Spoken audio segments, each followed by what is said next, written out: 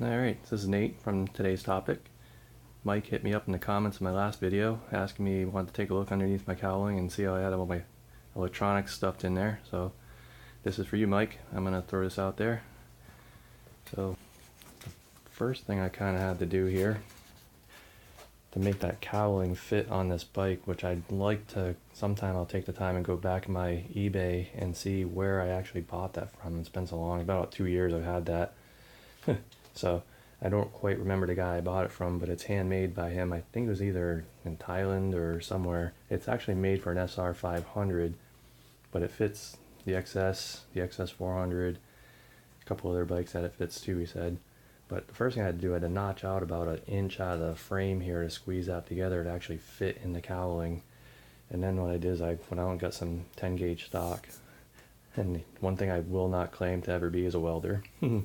I went out and bought myself a Hobart 140 just to test out my skills and do this on my own and be a DIY project. You know, I didn't want to pay anybody to do this stuff, so that was one of my things I tinkered around with, and I spent enough time to just try to make stuff stick together and went, I think that'll work. So I took the this little bracket was one of the stock brackets that came off the bike, and I just basically unbolted it from the old bike and tacked it down there to make it fit there, and I used all the stock rubber mounting to hold that in there so it's all shock absorbed and everything else. Same thing here. This is a bracket I had to make to bolt the cowling to the frame, and then I figured to make enough room here, bolt this on here with the rubber. That's all mounted on there nice. Same thing here, I had welded underneath a piece of 10 gauge stock, blew the holes through for my regulator. And Massachusetts, I know they're going to be sticklers about having a horn, and I figured, no, I didn't really want to stick it under the seat because there wasn't quite enough room for it. So I put it underneath there and I'll wire it up through the 10 gauge stock. And this is kind of how I rigged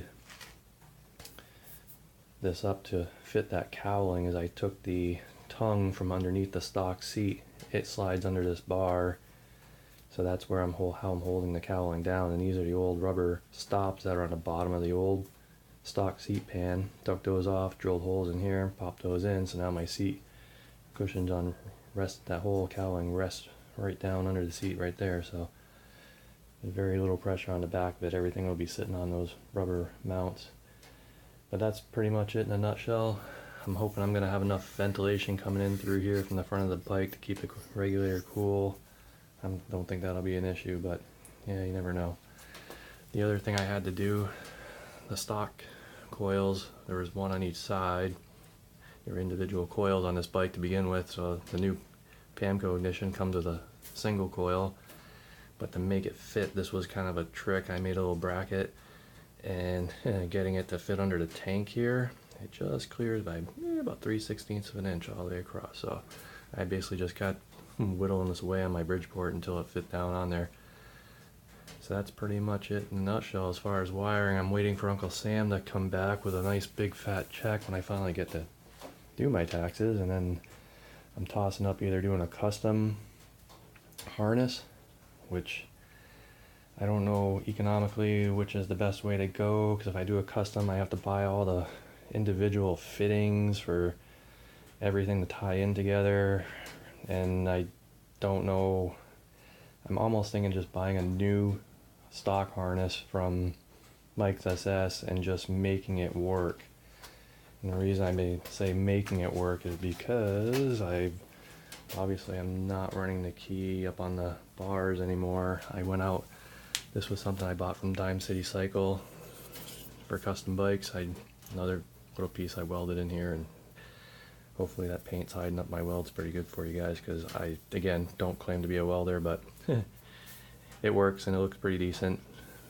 I know it's coming in a little blurry there, but that's why I'm going to have to think about either buying a stock harness and making it work, or just going out and buying some wire and working with my father-in-law and wiring this thing all up from scratch. I don't know. I think money-wise it's going to be a toss, but I don't know which one will be easier. So any suggestions on that? I'm open to free comments here.